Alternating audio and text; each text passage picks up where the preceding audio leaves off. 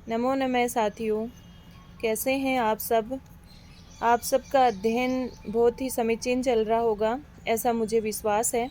कल हमने ऋग्वेद के 10 ही मंडलों के बारे में कुछ विशेष बातों के बारे में जाना था और आज हम जानेंगे कि ऋग्वेद के जो 10 मंडल हैं उनके मंत्र दृष्टा ऋषि जो हैं उनके नाम भी हमें पता होने चाहिए।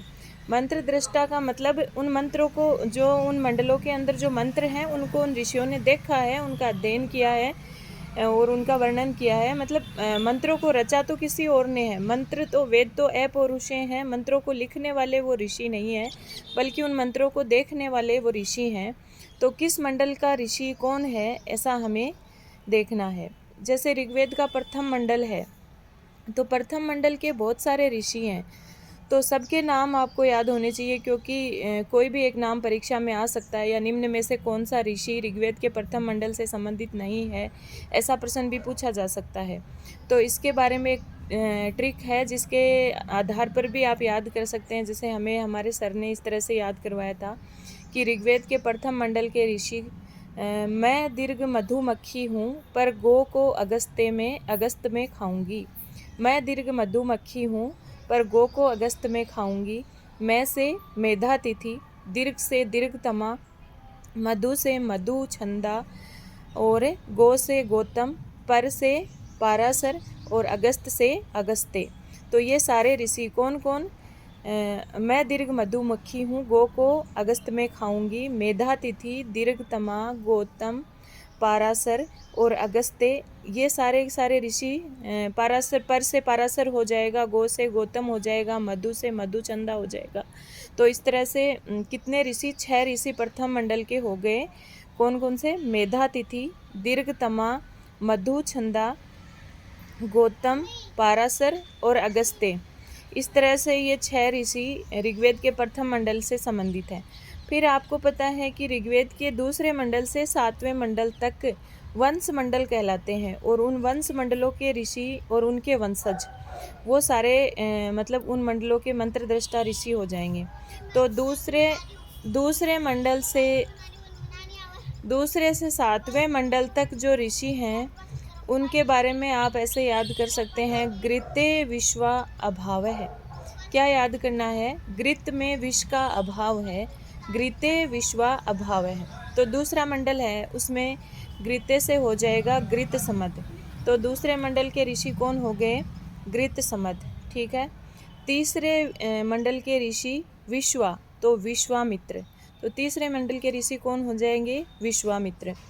चौथे मंडल के ऋषि विश्वा के वा से वामदेव, तो चौथे मंडल के ऋषि हो जाएंगे वामदेव। फिर अभाव है, तो जो अपना पांचवा मंडल है उसके ऋषि हो जाएंगे अत्रि, और अभावय के भा से भारद्वाज छठे मंडल के ऋषि, और 7वें मंडल के ऋषि हो जाएंगे वशिष्ठ। तो ये दूसरे से 7वें मंडल के ऋषि हैं। कौन कौन। दूसरे के ग्रत समद, तीसरे के विश्वामित्र, चौथे के वामदेव, पांचवे के अत्रि और छठे के भारद्वाज और 7वें के वशिष्ठ। दूसरे से 7वें मंडल के ऋषि ये हो जाएंगे। अब 8वां मंडल है, उसमें आपको याद करना ही होगा। 8वें मंडल, दूसरे से 7वें तक ये सारे ऋषि जो हैं वामदेव, अत्रि, भारद्वाज और वशिष्ठ वगैरह हैं, इनके वंशज भी मंत्र दृष्टा हैं। अब जो 8वां मंडल है उसके ऋषि हैं कण्व, भृगु, अंगिरा और उनके वंशज।